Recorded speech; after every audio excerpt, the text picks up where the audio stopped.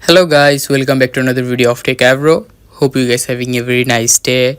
In this video, I'm gonna walk through how can you enlarge text on iPhone or iPad.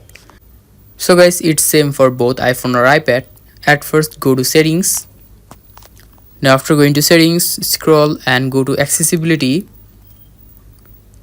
And here you can see the third option is display and text size. Click on it. And here you can see a larger text on. Click on it. Now after that, in the bottom here you can see there is option. If you just slide it like this, if you slide it right side, you can enlarge your text.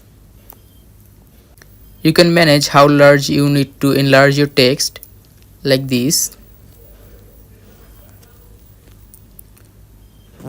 So guys, that's how you can do it. Hope you find this video helpful.